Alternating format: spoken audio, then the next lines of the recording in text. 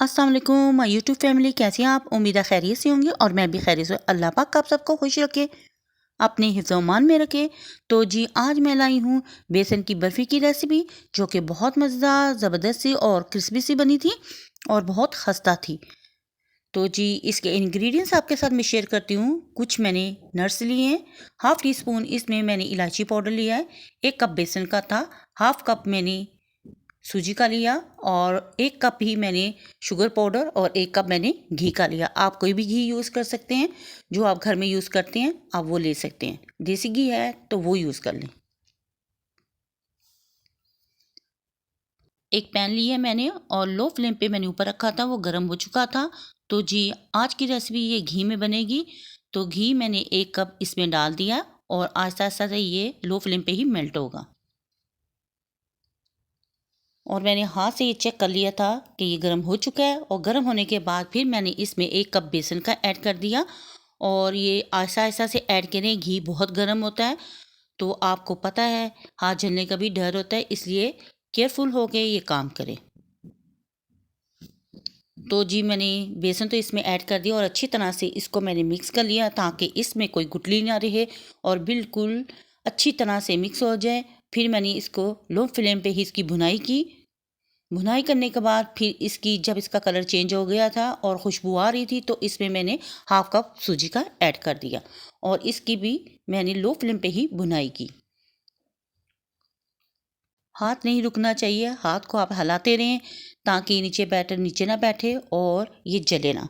तो प्लीज़ अपने हाथ को चलाते रहें, अपने चम्मच को चलाते रहें, तभी ये बहुत अच्छे तरीके से तैयार होगा। उसके बाद मैंने इसमें इलायची पाउडर शामिल कर दिया और इसको अच्छी तरह से मैं हिलाती रही और आहिस्ता-आहिस्ता लो फ्लेम पे ही पक-पक के ये थिक होता जा रहा था और इसका कलर थोड़ा-सा चेंज हो चुका था, ये देखें।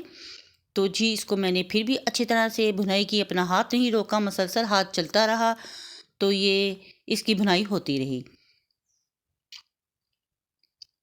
तो ये काफ़ी हद तक थिक हो चुका था, तो फिर इसमें मैंने थोड़ी-थोड़ी करके शुगर ऐड कर दी।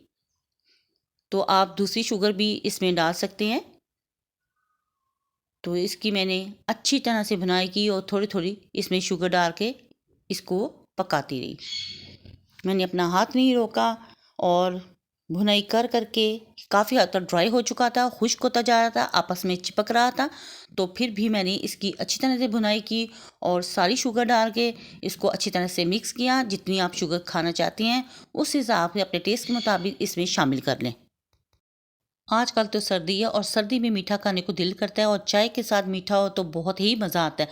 तो जी हमारी ये बर्फ़ी काफ़ी हद तक रेडी हो चुकी थी, तो मैंने फिर फ्लेम को बंद कर दिया और फिर मैंने चम्मच से, पैन बहुत गर्म था तो इसको मैंने ऐसे ही कुक करती रही ताकि अच्छी तरह से पानी अंदर से ड्राई हो जाए और आपस में ये जुड़ना शुरू हो जाए।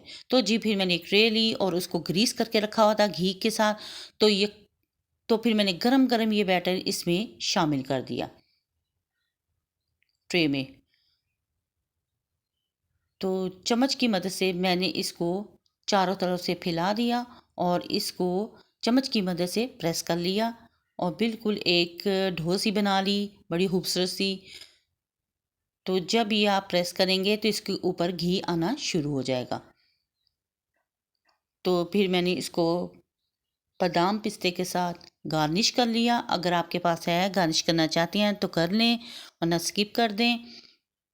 तो जी मैंने बादाम पिस्ता थोड़ा-थोड़ा डाल के इसको खूबसूरत सा एक गार्निश कर लिया और ये बहुत मज़े की और अच्छी रेसिपी बनी थी। तो मैंने कहा आपके साथ भी शेयर करूं। तो कम बजट में आप ये घर पे तैयार कर सकते हैं। तो ये देखें कितना प्यारा इसका लुक था, कितनी खुशबू आ रही थी और ये देखें ज़बरदस्त सी मेरी ये रेसिपी तैयार हुई थी। और आप इसको देख सकते हैं, इसका लुक देख सकते हैं और देखने से मुंह में पानी तो आया होगा और आप भी ज़रूर ट्राई करें। तो जी मैंने इसको तकरीबन 1 घंटे के लिए रख दिया था। मेरे पास टाइम कम था तो इसकी मैंने जल्दी ही कटिंग कर ली थी। कम से कम आप 2 से 3 घंटे स्टे दें और फिर अच्छी तरह से जम जाएगी और बहुत खूबसूरत इसके पीसेस अलग-अलग हो जाएंगे। तो जी अगर आपको मेरी ये वीडियो पसंद आई हो तो प्लीज़ मेरी वीडियो को लाइक शेयर और सब्सक्राइब ज़रूर कीजिएगा और बेल आइकन के बटन को ज़रूर प्रेस करें ताकि आने वाली नोटिफिकेशन आप तक पहुंच सके।